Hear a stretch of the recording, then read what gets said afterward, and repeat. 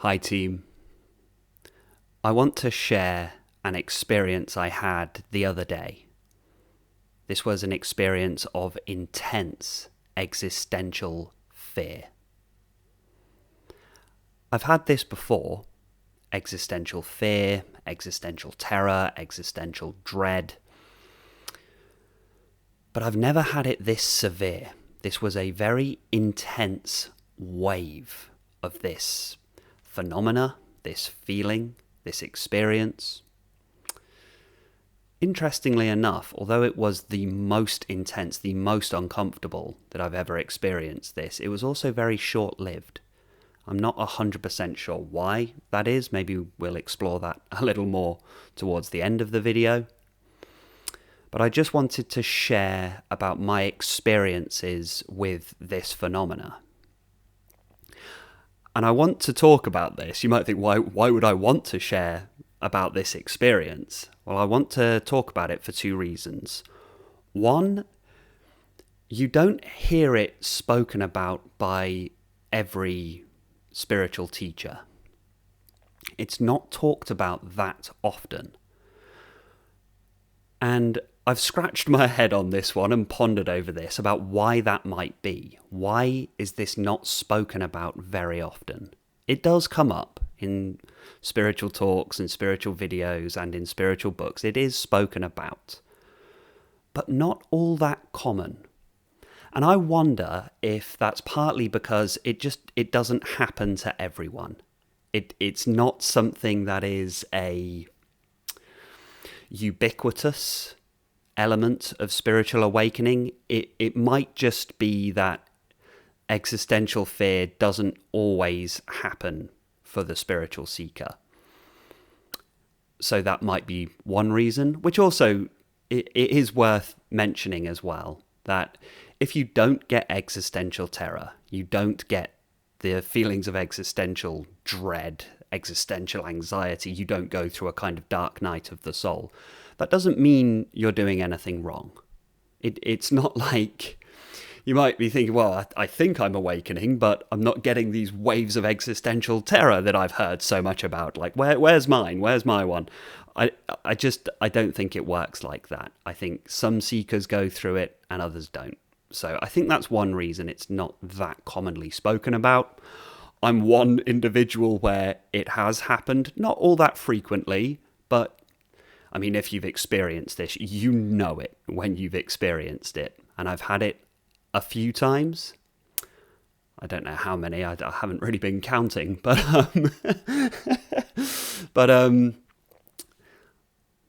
I also know that it is related to spiritual awakening. There might be some that would say, how do you know that this is anything to do with awakening? Maybe this is something else.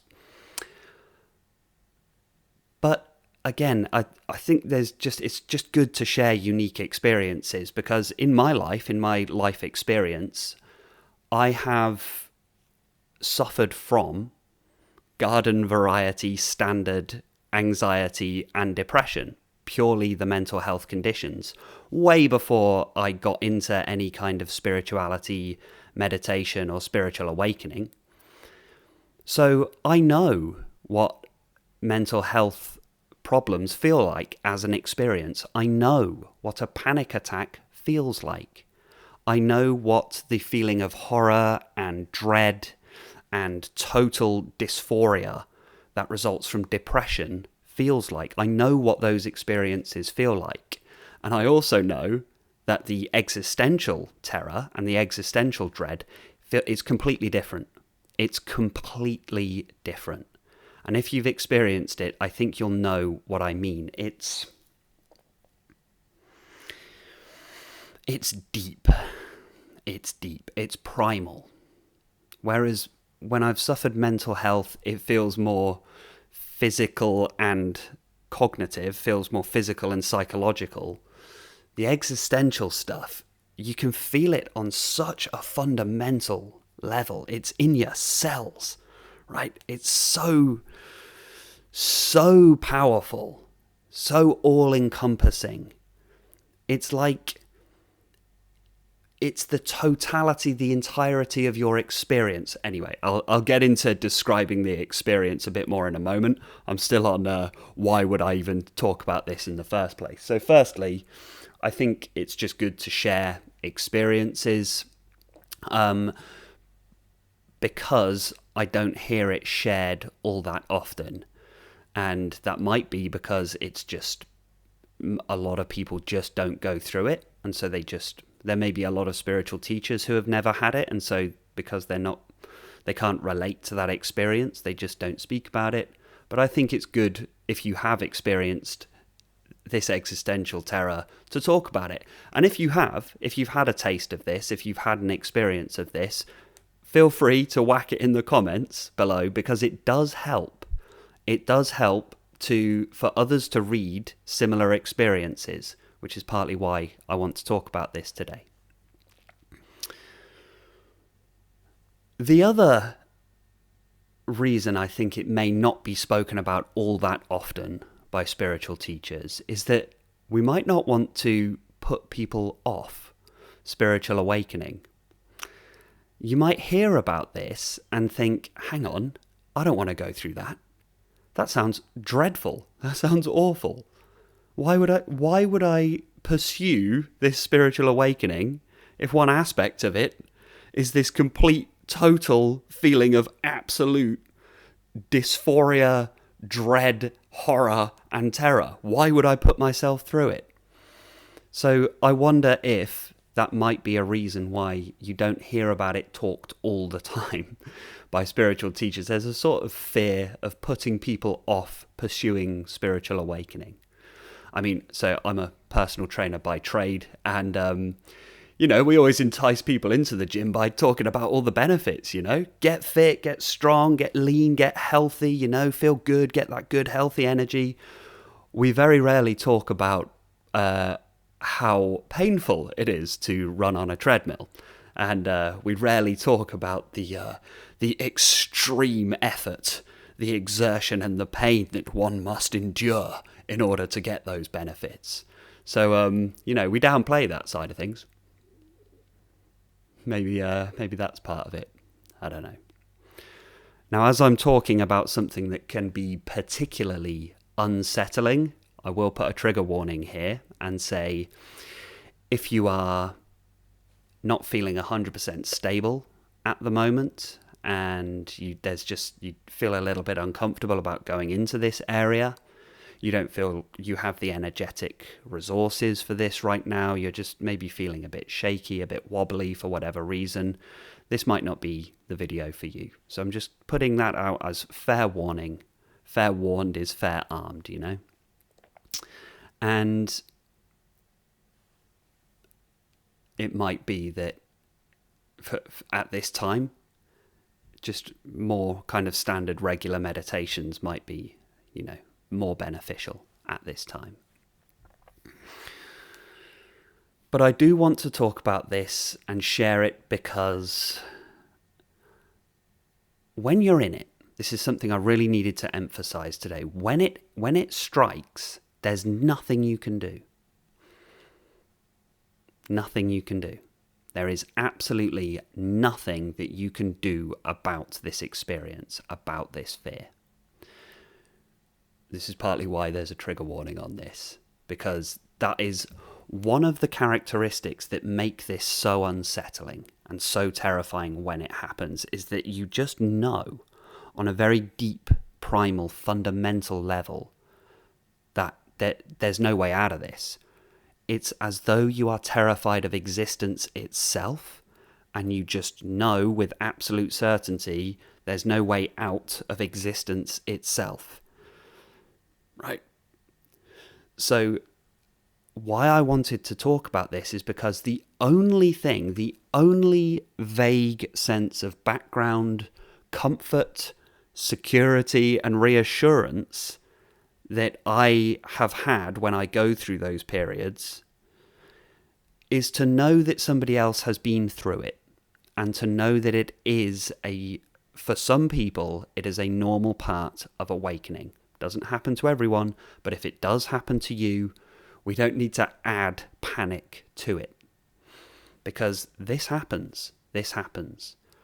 And because it's so deep, it's so profound, you just know that, as I say, you just know that this is something to do with spiritual awakening. What it is exactly, not 100% sure. Why it relates to spiritual awakening, I'll explore a little bit later, but I do know that I've experienced bad mental health periods before, panic attacks, moments of anxiety spikes and total fear in that regard, and this is different. This is a spiritual thing. And when you go through it, when it hits you, one of the things that can help is just to recall that's what is happening, and it does happen, right? And it is normal, and if you're going through it, actually, something I will suggest, it's a good sign. It's a good sign. It means something is changing. It means something is changing. But I'll get to the whys a little bit later at the end of the video to share the actual experience. I've finally gotten around to actually sharing the experience 10 minutes in. I was sat on the seafront. I live near the beach. So I was sat there on the seafront on a bench looking out over the water. Sunny day, a few clouds, bit of a nice light breeze.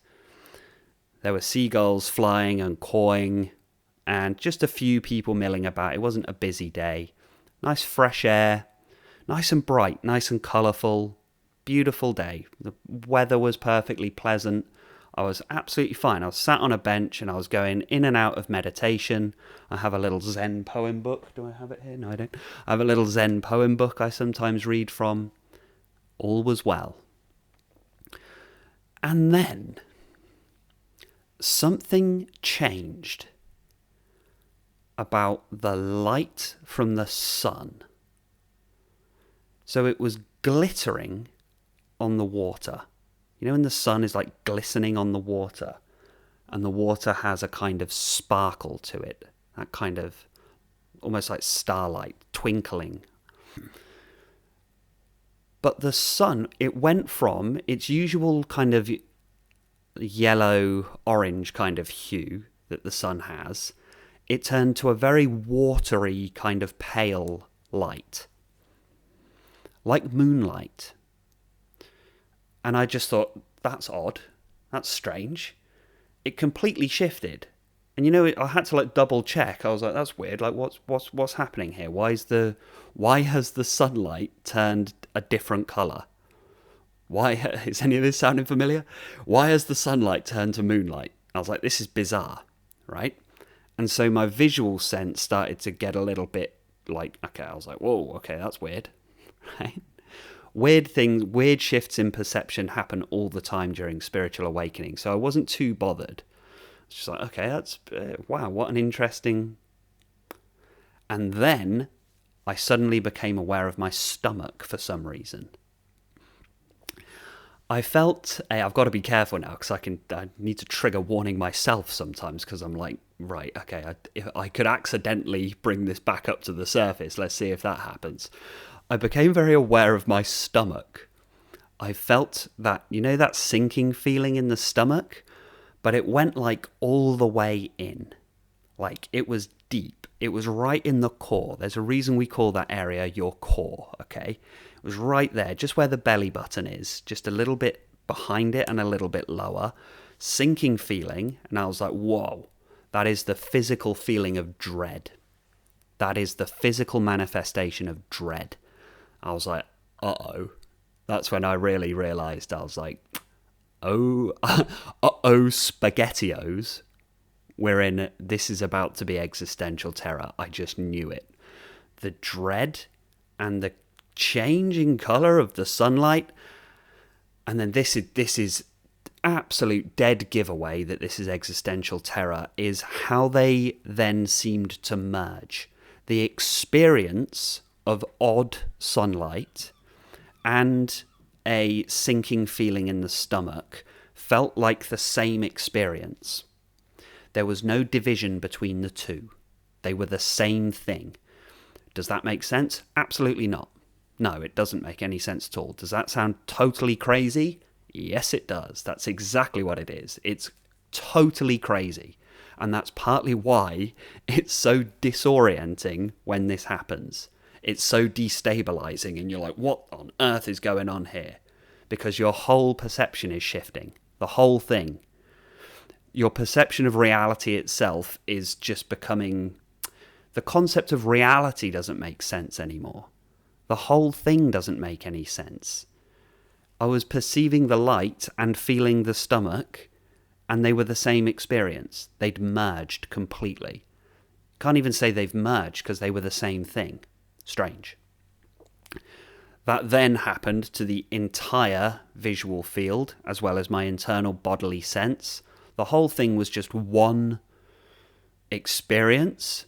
But whereas sometimes in meditation, you might feel that oneness, you might feel that, oh, I am one with the universe, and it's a very peaceful and very pleasant feeling. This was the opposite. I felt one with everything, but interpreted that with the intense amount of horror and terror that a human mind would have if it suddenly realized that it was everything. It's like the overwhelm was utterly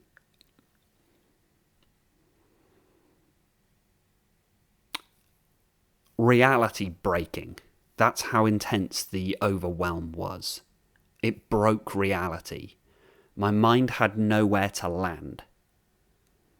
Because there was nowhere for it to hide, I guess, is probably one of the things I wanted to do here with this video, is just explain what happened, and then you can make your own minds up about kind of what exactly was going on there. Because I know I always try to over-explain everything. But if I can just describe exactly what it felt like, and then whatever it is whatever it is. So the mind felt utterly exposed, because there was nowhere for it to hide anymore. It was just... The mind then was merged with the same experience of the sinking stomach and the change in the light, and then everything becoming a singular experience. And then for some reason, I noticed the bench that I was sitting on. I looked down to the bench, and I suddenly had an overwhelming urge to lie down on the bench. Again, weird. I'm just going to report exactly what happened, and then I don't know. I can't make this make any more sense. I had this overwhelming urge to lie down on the bench. But then, on the deepest level, I knew that lying down on the bench would not help me with the horrible dysphoric feeling of fear that I was having. Because I knew that the bad feeling was existence itself. Sounds terrifying, I know. And laying down on the bench would not take me away from existence. There was no way out of this. So that was one of the things that characterized why this was so deeply unpleasant. There was no way out. There was no way of avoiding what I was feeling. And I realized this is just where I'm at right now. I then had an extreme urge to get up and run away, and to try and like whether I could run home to my flat. But again, I just realized there's nowhere I can go. That's the sentiment. There's nowhere I can go. There's nowhere I can hide. Because wherever I go and whatever I do, reality is still reality. This is just what is. Now, I mean, even just relating this back, it's like, well, I wonder if the usual, it's usually very relaxing to feel what is just is what is. There's nothing you can do. It's very peaceful to feel that way. It's very serene, very tranquil. If you just gently recognize, just let everything be as it is, because the universe is just unfolding naturally. It's all doing itself. And I wonder if maybe if the mind just briefly just misinterprets what's happening, and it's that sentiment, there's nothing you can do, can either be incredibly peaceful or utterly terrifying. It just depends on perspective. So maybe I'd slipped into an old way of thinking about things for just a moment. The perspective just shifted the wrong way, fell into the wrong position for just a brief moment. I don't know. So I couldn't lay down on the bench. That wasn't going to help. I couldn't go run away anywhere, couldn't go and hide anywhere. And there was nothing I could do in my internal world to change anything either. Because it, like all of those, for all of the meditation techniques that I know, for all of my breathing practices, for all of my usual ways of grounding myself, centering myself, putting a framework of understanding in place, none of it worked. None of it. None of it. And where does that leave you in that moment? I was just like, uh-oh, SpaghettiOs. My whole body was just like, I felt like I was trying to reject everything. I was trying to resist and reject the whole thing. It was a feeling of, I don't want this. I don't like this. I don't like this body. I don't like this world. That was the feeling. I'm just being honest. That was the sentiment. And that was the very unsettling sentiment. Now, as I say, this was very short-lived. I've had periods like this where it wasn't quite that intense. It wasn't that vivid. But it lasted a little bit longer, like 20 minutes or so. But this lasted probably about 5 minutes. And it only started to subside. I mean, I did all my breathing techniques and meditation stuff anyway. I was like, well. But it just helped that I remembered certain videos and talks that I've heard about it before, and people talking about this. Particularly, I will shout out the channel Simply Always Awake. Angelo DeLulo. It's just I've just got so much gratitude for him, for the way he teaches and the honesty with which he teaches, and he's never afraid to talk about these sorts of topics which are so important to talk about. Existential terror, dark night of the soul, emotion work. These are the areas of awakening that a lot of people just never want to go anywhere near. So because I'd watched some of those videos, I could remember, okay, so it was like, what was Angelo saying about this? I was like, okay. Right, so this is just one of those spikes of existential terror. That's partly why I wanted to do this video, so that others might be able to relate. So if it happens to you, then you know maybe a bit about what to expect. It only lasted about 5 minutes, and then after that, I'd like returned to, there was some kind of normality started to return.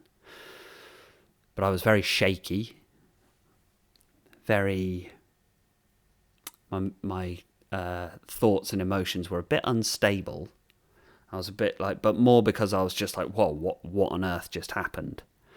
And then something really interesting happened there, because I actually suddenly felt very clear, very light-headed.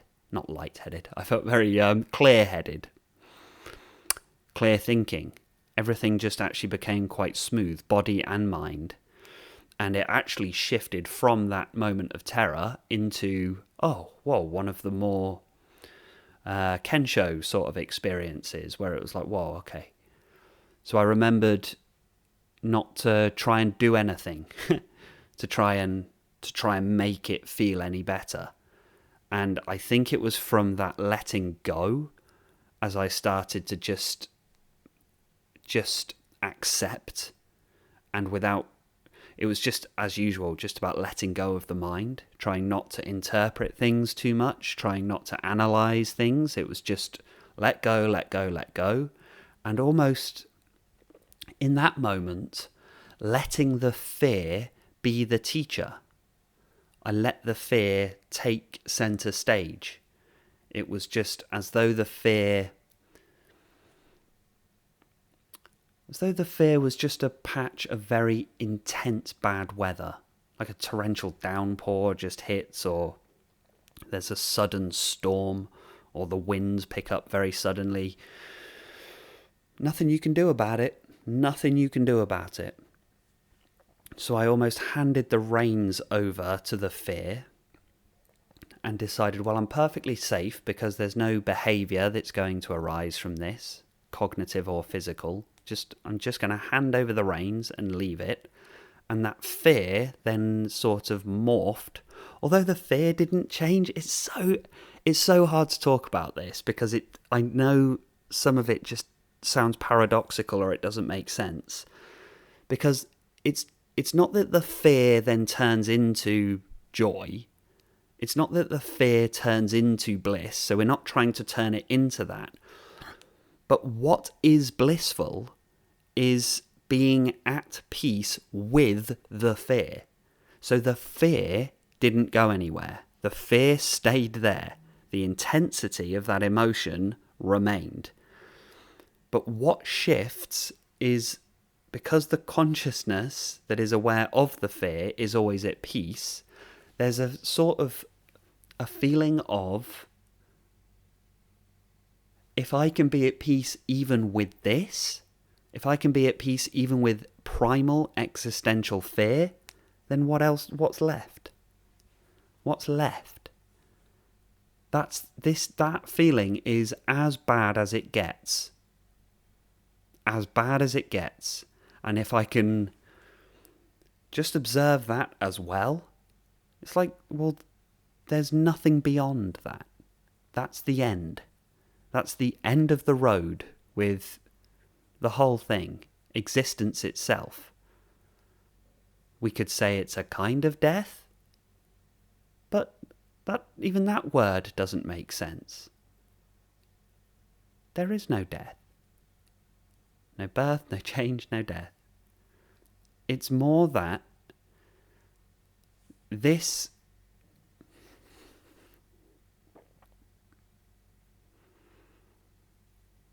it's almost as though that existential fear, the primal just awareness of existence and the terror that can invoke, was the initial core pain that began the entire journey of personhood to begin with. You know, babies come into this world screaming and crying, right? That gives us a clue. The awareness of existence can be horrifying. It's overwhelming. There's too much. And that's what it feels like. That's what the existential fear feels like. Primal terror.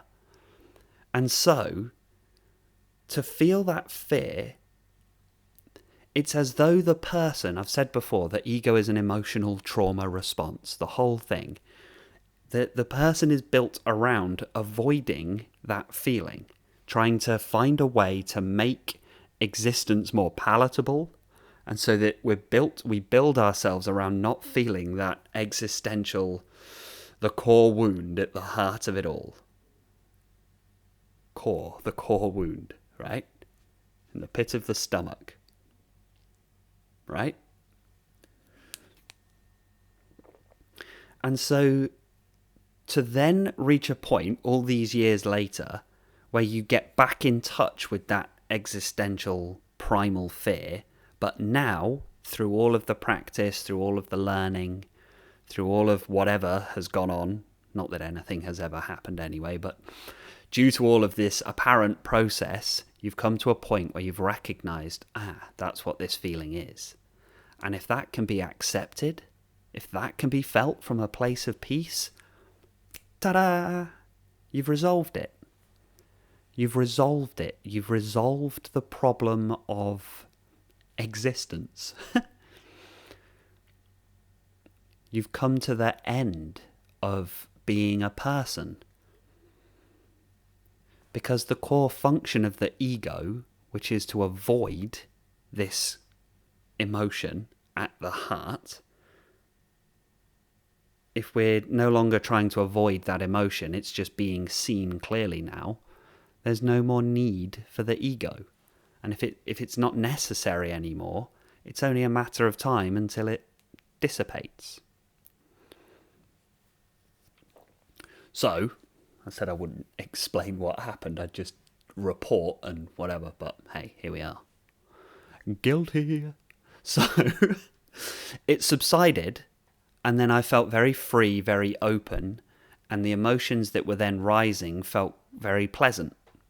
So it was about 5 minutes this thing lasted in total.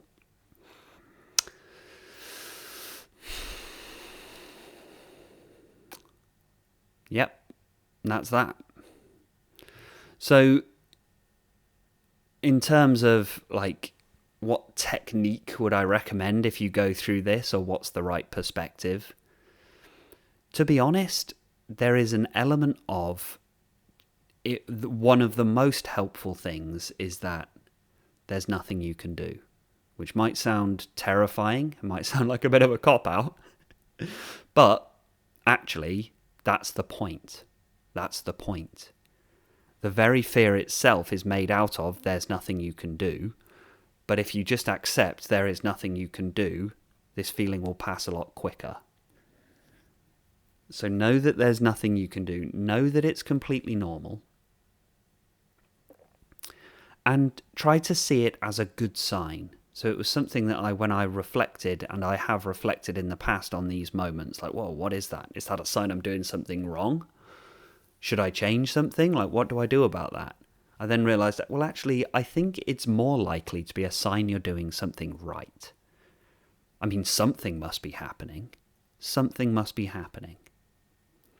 It's too deep. It's too profound. This is a fundamental shift in the position of consciousness, the position of your identification as consciousness.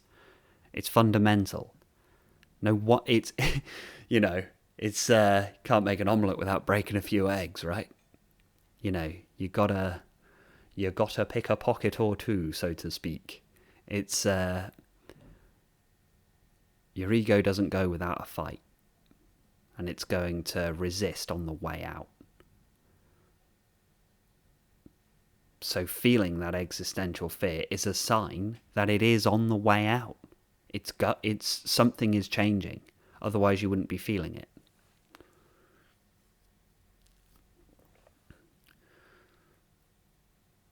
Those who don't move don't notice their chains.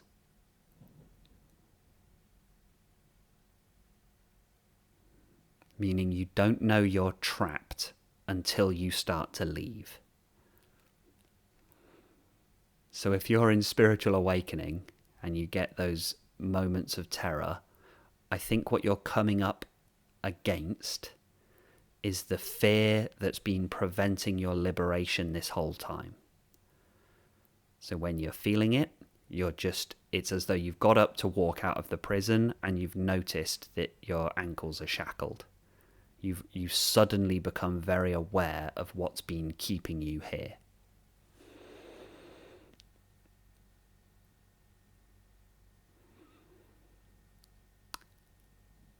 But my heart does go out to you if you're feeling it, because boy, does it suck. And as I say, this sucked. This was the worst. It's the worst I think I've ever felt. I know I'm speaking about it quite lightly now, but at the time, it was no joke. No joke. So I just wanted to report on that and give a few of my thoughts on it. But feel free to let me know. And if you've had similar experiences or something like it, you feel like sharing, you feel like relating, whack it down in the comments and let's see what others' experiences of this are. Thanks for watching, team. Don't forget to hit like and subscribe on the way out. Sorry to ask, but it really does make a remarkable difference in helping me to grow the channel. So I appreciate every like and subscribe that I get. Thank you so much, team. I think that's about everything. Take care, be well, and stay present.